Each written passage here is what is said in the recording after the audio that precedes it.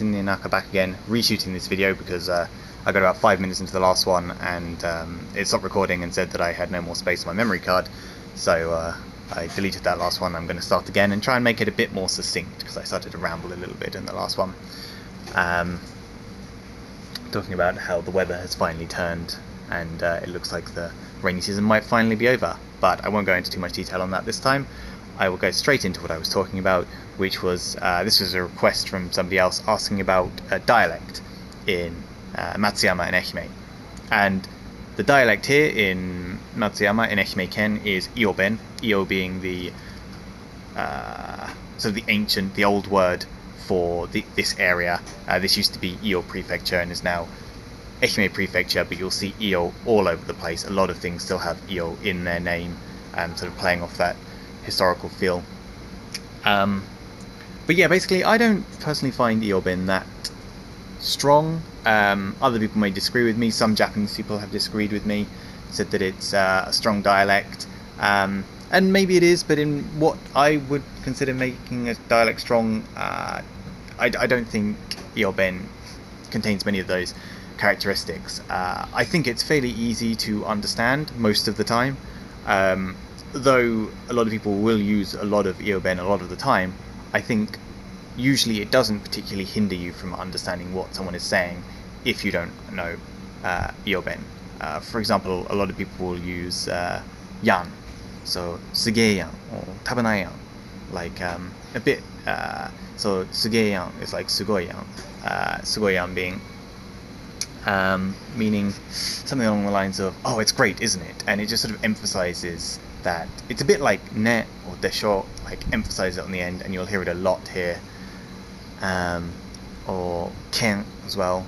I'm not going to try and use ken in a sentence, but you hear it a lot, although I get a feeling it is also used in many other dialects around Japan. Also a similar kind of meaning, I feel. I'm not particularly good at ken. The only bit of dialect that has sort of crept into my own daily usage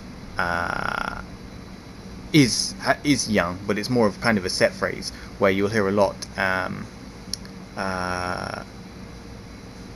in this area is honanya, which is a local way of saying so nan desu ka, which is like, oh, is that so? Is that right? So people here will say either so nan, which is in dialect, or so nan yan, which is you add yan on the end, or some people will say ho nan yan, which is what I tend to say sometimes when I'm not really thinking about it, ho nan yan. And yeah, it's just a colloquial way of saying like, is that so? Another bit of dialect used here, which I believe is also used in other dialects around Japan, is using oru as a colloquial form. Oru is also a polite way. I think it's a humble way. I think it's whatever you would call that. Is that sonkeigo or no? Maybe it's the other one that I'm kenjogo. Maybe it's kenjogo. But oru is just can be a polite way of saying iru, sort of to be. But in Matsuyama and Ehime, in Iyo-ben, you'll hear it used very often as a very colloquial way of saying iru. Like instead of saying shiteru, as in I know, it'll be shitoru. Or instead of doko ni iru, as in where are you, it'll be doko ni oru. Or say gakko ni oru. And you know, a lot of people, you know, university students, you will hear that all the time, and other ages as well, but I spend most of my time with university students. That's a very common one. Oru, yang, ken are the ones that I tend to pick up on the most. Of course, there's a great variation, but I don't particularly use a lot of dialect in my conversation. I'm not the most qualified to talk about it, but it's not really been a problem for me. The only times it has been a problem, and I'm sure this would be an issue anywhere you went in Japan, is amongst the older generations.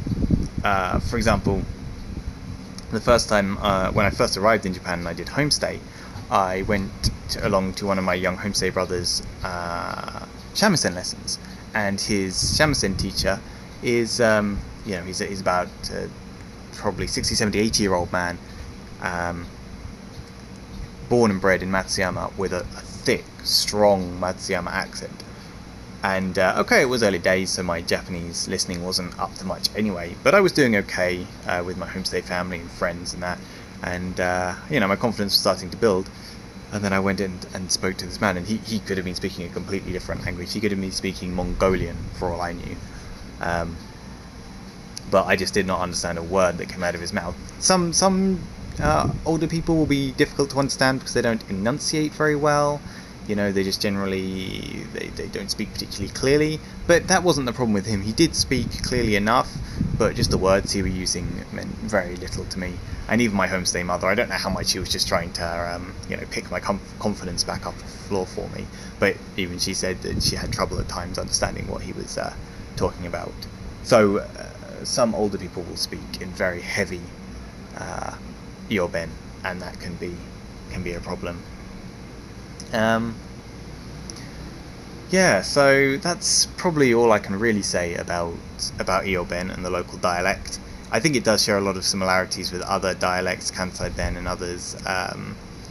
I certainly had much more difficulty getting to grips with the dialect over in Kitakyushu and Fukuoka Ken. No, it's not Fukuoka Ken. Fukuoka Ken. Something Ben. I can't remember what that dialect is called. It's another one that has I think, is it Hakata-ben? I think it's Hakata-ben. A lot more trouble getting to grips with that. And when I stayed with my friend's family in Fukuoka, they used a lot of Hakata-ben, and I just didn't know what was going on. It was completely different. That was really strong. And I think also Hiroshima-ben has stumped me a few times. But yeah, I think out here Ehime-ben is Iyo-ben is not so bad. There are quirks, but I think it's fairly easy to get a hang of. I quite like the sound of it, but I'm probably likely to say that as it's my sort of my adoptive home dialect, if you like. But I don't speak it too much. So I'll wrap it up there. That's probably about all I've got to say on Iyo-ben and the local dialect. So thanks for watching. If you have any questions about something that I may have missed out, please leave them in the comments below, and I'll catch you all in the next video. Thanks guys, see you later.